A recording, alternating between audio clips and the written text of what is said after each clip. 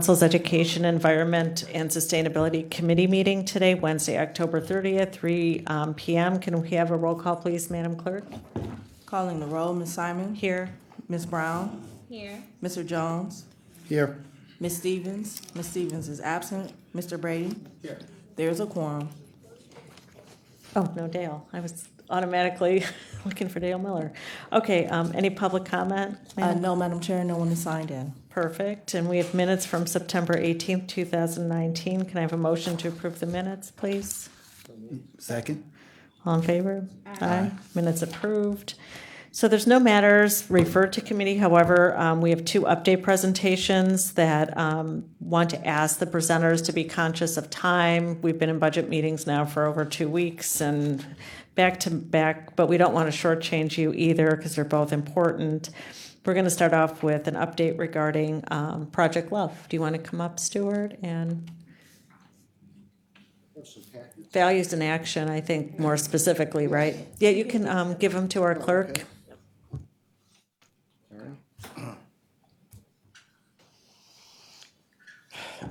Well, we appreciate the opportunity to update everybody, and we're very grateful for the support of County Council this past fiscal year and the fiscal year before then. Just by way of introduction, Values in Action Project Love is a character values and workforce training organization, and we're in about 200 schools in 11 counties in Northeast Ohio. We're in 1,500 schools across the country with various aspects of our programming.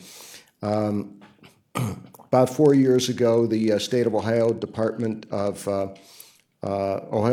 Education asked us to get involved with workforce training, and specifically they pointed out to us that there's a lot of skill-based training that's going on, both at the employer level and at the regional level, and through the workforce, various workforce organizations. But they said that employers throughout the state of Ohio and very heavy in Northeast Ohio complain that students coming out of the high schools going into entry-level jobs do not have the character values or soft skills to really succeed in the workplace and to be their stellar employees. And so consequently, many sectors, manufacturing, healthcare, other entry-level sectors can go through 85-90% turnover on an annual basis. And that's not good for the young people coming out of high school and going into entry-level jobs, and it's certainly not good for our region, and it's not good for the employers because it's costing them a lot of money. So the state of Ohio paired us with their oldest and largest career center, Auburn Career Center, and together we utilized our then 22 years of expertise in schools, training for character, values, soft skills, kindness, caring, respect, and we leveraged that in combination with Auburn Career Center into the VIA workforce curriculum, which you see in front of you in your packets. And I just want to describe on the right-hand side of your packet is kind of a simple sheet that describes what the VIA training is all about. And I'm just going to read from left to right from the question mark. And the question mark is the problem: entry-level workers lack soft skills, character, and values. The VIA training then is a 16-week interactive curriculum where we match the students with employer mentors who every 3 weeks evaluate showcase presentations that the students do to demonstrate in real-world workplace situations how they would apply their character and values and communication skills. You see the growth of the students literally growing before your eyes as they proceed in the 16 weeks. The County Council funds last year went to supporting approximately 70 students at both Bedford and Brush in the VIA workforce training. And the mentors who came to the table to mentor the students were from the Cavs, they were from Splash Financial, they were from RJR Reynolds, they were from Hillcrest Foods, they were from Eaton Corporation, they were from Swagelok, and a number of other companies. And they put forth their mentors, these companies, because they're really concerned. They want their workforce interacting with the students in high school to improve the level of soft skills and communication and character development so that then these students can become their employees. The last element, which was not a part of our prior VIA training, but is a part of our current VIA training, is that we added a placement element. Now, the VIA training has basically taken the students up until placement, and then they have to go out and find their own job. We've heard from many students, and we've heard from many employers that VIA-trained students get jobs and they become their stellar employees. We've gotten those evaluations from Majestic Steel. We've gotten that evaluation from Swagelok, that their best entry-level welders that they've ever seen have come out of the VIA training. So we've gotten real accolades from the corporate community, but we have kind of felt that we're giving the students short shrift by not actively placing them into jobs. And so we developed a recent development.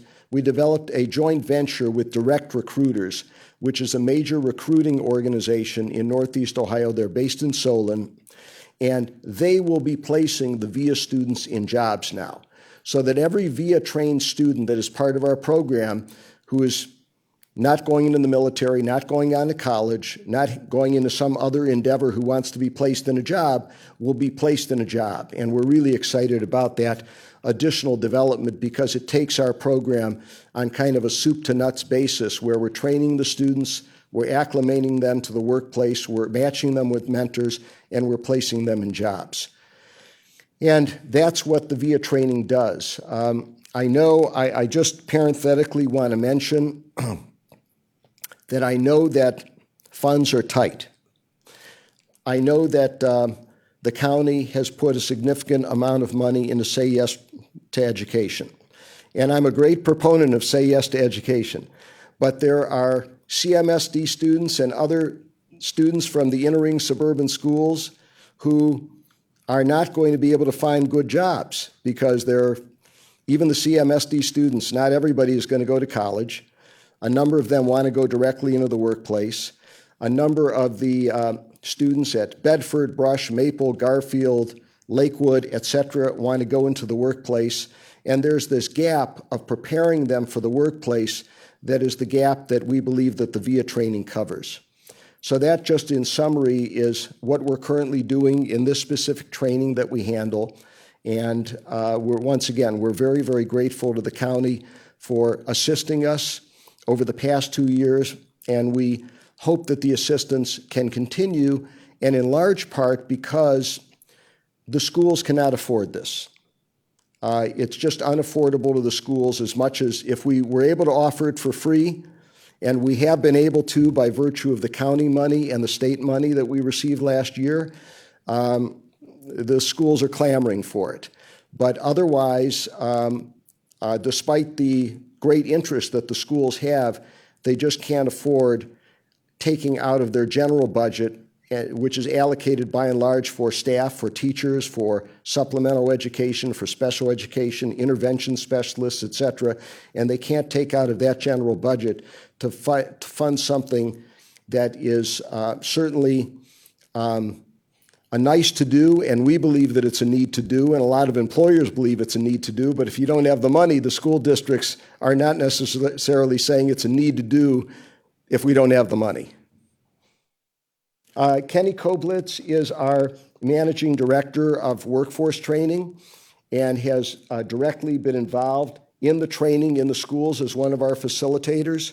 And Kenny, if you could just give the vantage point of a little bit of your background and why you found this so significant, I think that would be useful to the council members. Well, the big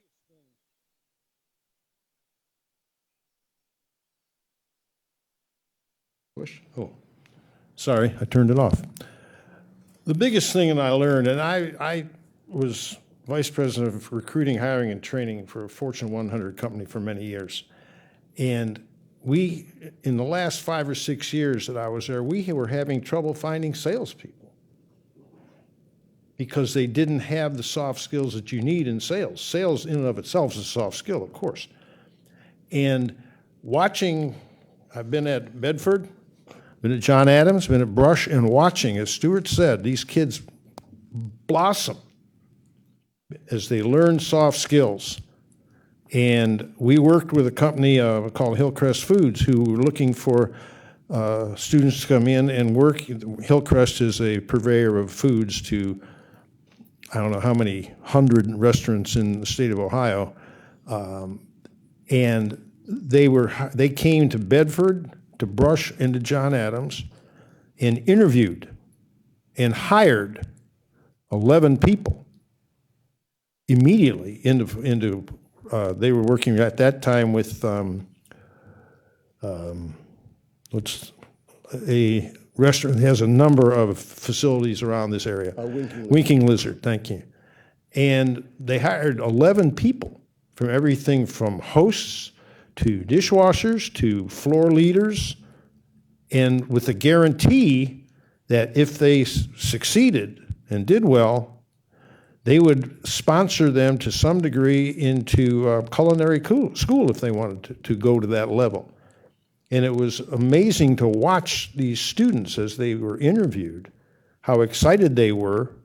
I spent time with them prior in terms of how you handle interviewing itself, which can be a little daunting. And, right, very daunting.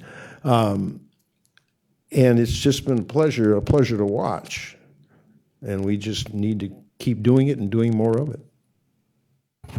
Okay, thank you so much. I'm sure I have questions from Councilman Jones. Thank you for the presentation. What was your budget over the last 2 years? What did you receive from the county? We received over a 2-year period of time $70,000 from the county. Is that $35,000 per year or Yes. $35,000 per year? You mentioned a list of mentors.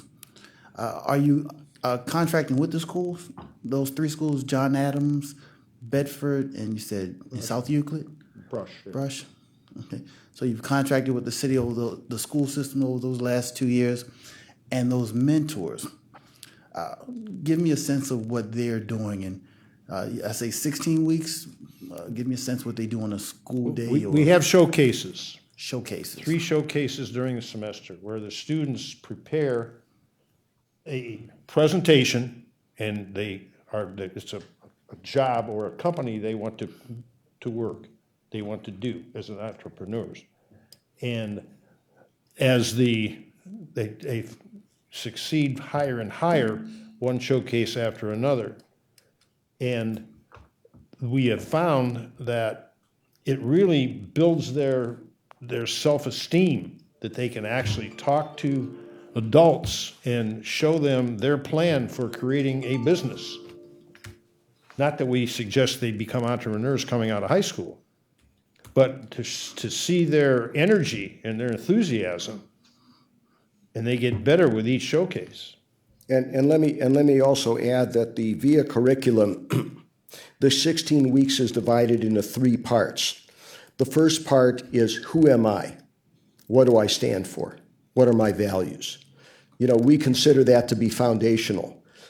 Many of the discussions, the early discussions, get into life purpose. It's a concept that most kids have never even heard about, that you're here for a reason.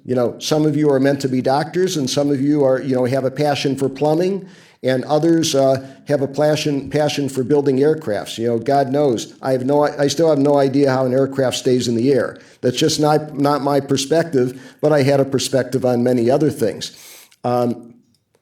So who am I? Phase 2 is, what do I stand for?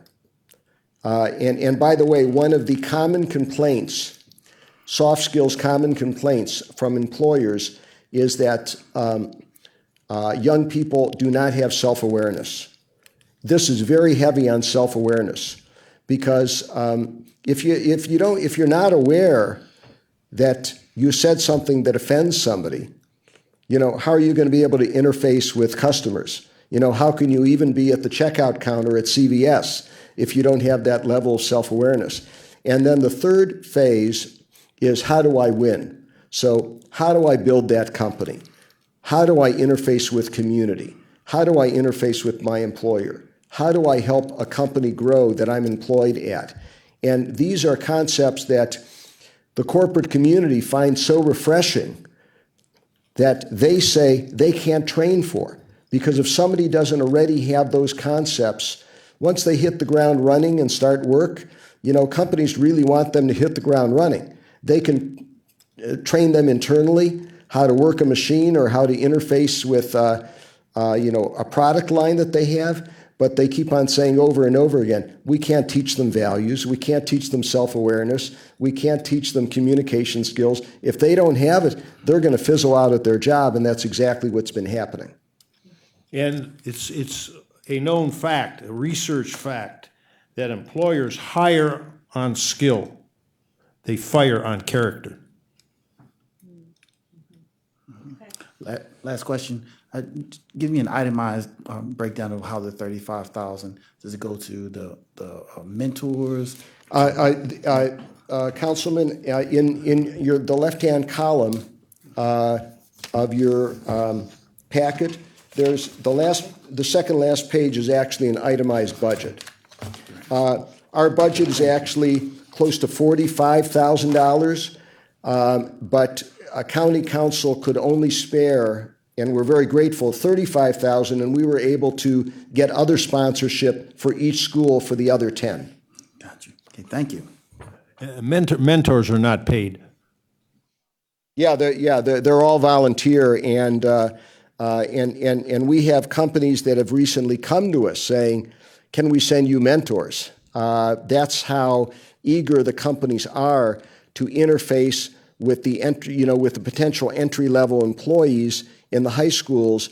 But the thing with mentors is you have to make it easy for them because they're busy, they have real jobs. So that's why we're able to put them in 3 different slots and structure them so that the mentors are enjoying their mentorship, they don't find it burdensome, and we're not just unleashing them on a school. It's easy to say, well, be a mentor in a school, and then the mentor doesn't even know what to say. So these are highly structured sessions where the mentors are able to evaluate and give their input and encouragement based on the presentations that the students are making.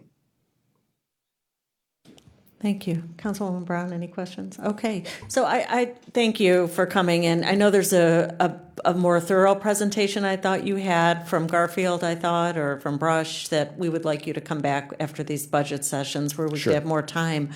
But I want to point out that there's a charge in our charter that the county council provide a lot of attention to education. And I don't believe that these monies are wasted in any aspect of how we've been budgeting the different components, and that includes our educational assistance program, from early childhood education to closing the achievement gap to college now for those who want to have college. And then we have a different set, we'll have workforce talking about skills, but this is a different component that provides a different skill and connection to actually having a retention at a job and getting an opportunity to get work in a close mentoring situation. And I think what we've learned, at least I have, is this mentoring component with the scholarship, College Now, and with this is just crucial for the students to go to the next level, to have a mentor. It seems to really make a huge difference, and you're providing the mentors with some structure.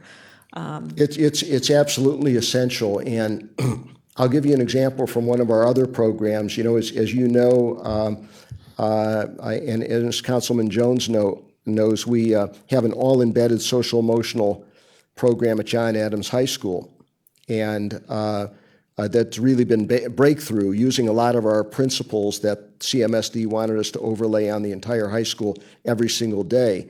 And we've made a commitment. They have 80 at-risk seniors who are at risk of either not graduating or not getting a job or falling off the cliff in some way, shape, or form. And as part of our role, we've committed to providing 80 corporate mentors, one mentor per student at John Adams. And the more we do this, the more the at-risk is not going to become at-risk. Whether it is guiding them into the workplace or guiding them, just to graduate. All of this is very doable by human connection. But without that human connection and the encouragement, a lot of students just, fall off the edges, unfortunately. Okay. We really appreciate it. I appreciate you coming in. And next, if you would stay and listen to the workforce development presentation, because I'm not, so often we sit here and there's different silos and there's different programs and they seem to maybe overlap or not connect appropriately or exponentially, but maybe you can listen and I want to hear from them and see how perhaps, you two are working Great. separately, but maybe there's ways to work together. Well, we very much appreciate it. Okay. Thank you very much. Thank you very much. Thank you. That being said, we have workforce development component to talk about the component of Yes. County Council's Educational Assistance Program. Is just a reminder, we have the workforce component that was originally put in place, and the second component is the College Now Scholarship Program. So we have two components to our EAS, and always want to hear how it's being used and where we're at. So thank you so much. Frank. Thank you for the opportunity. I'm Frank Brickner, the Deputy Director of Workforce Development, also known as Ohio Means Jobs, Cleveland, Cuyahoga County. I'll give just a quick update, the program parameters. We fund up to $5,000 scholarships for eligible county recipients. Some of the parameters are if they are in school trying to complete the degree, they are within 1 year of completing, typically within 12 credit hours. This is the funding of last resort, so if they can qualify for Pell or other grants, we make sure that they do so before we use these. Individuals hear from us from various ways. They may go online to the Cuyahoga County website or our Ohio Means Jobs website. We may hear from schools. Sometimes individuals meet with their financial aid counselor who advises them of an opportunity if there's a gap in funding that tuition. There's also referrals that come from our WIOA career coaches. The income requirements to get a training grant through federal funding are a little stringent, so there may be people a little outside of that, so we will consider them for funding also. There are a vetting process we go through. We don't just allow anyone to go. There's a vetting process. I brought with me Miss Nicole Cranford. She's really a one-person show to administer these funds because what I'm going to describe, she does. So, and she really does a nice job. She makes sure that the individual's truly a county resident. That means they have an ID, a driver's license, a state ID. Sometimes we have to look at utility bills or whatever, but she makes sure they're truly a county resident. And then there's a determination of appropriateness. Is the person, if they're a current student, are they doing well? We are not going to fund somebody on academic probation or their grades aren't really good. We look at the person's previous work history, work experience, so no professional students. We assess whether the individual truly understands the career they're going in, that they document, that they do some research and make sure that there are jobs there. And then does the individual intend to remain in this area when they graduate so county dollars benefit the local economy? We have agreements with many different entities besides our public colleges.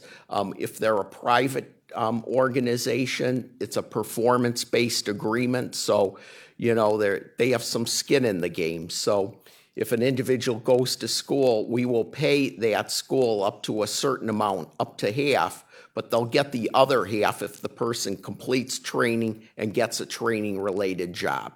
So, it's in their interest to be successful with the individual also. To date, in 2019, we've approved 103 county residents for the training, And we did give a report out of the last 3 years of performance. And it was a summary. We've sent 303 individuals through 2016 through 2018. 286 of those individuals successfully completed their training. That's 94%. And of the 286, 221 of them not only completed training, but they got a job in the field they went for training for. And we even suspect it's higher, but there are some people we're having a hard time trying to communicate with. We really try, but she's only a one-person show, but we suspect it's a little higher. I did want to point out that a significant number of those are choosing the healthcare sector. More than half of them are wanting like social work, LPNs, RNs, and that. But I'll leave it open for any questions at this time. Councilwoman Brown. Thank you, Madam Chair. I appreciate you providing this information. It's unfortunate the ones that were most concerned about the allocation yesterday are unable to be present to hear this. My only question is, the list that you provided us gives us a thorough breakdown. Is it someone or some way that you can send us a list of the individuals by district? I'd just be curious to know if you could identify how the funds are being distributed throughout the county by district. And that's my only ask. But I think this is an excellent resource tool, and the work that you're doing, certainly appreciate it. So thank you very much. Thank you. And when this was set up way back in 2012-13, that was an ask, and Nicole actually does track that by district, so we can get that information to you. Frank, I have a question about the scholarships that are funded through this program. Is it enough, or I mean, where are you at? It's pretty level where the amount of money was able to fund all the qualified recipients or applicants?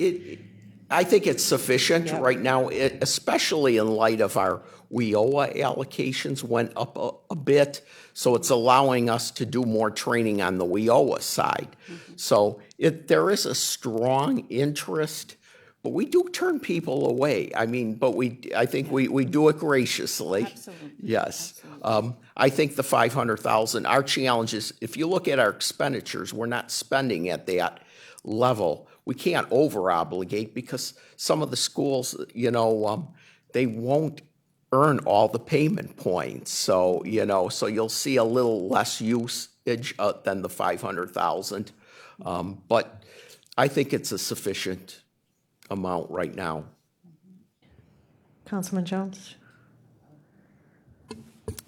Actually, I didn't have any questions. You answered quite a few as I was listening, so.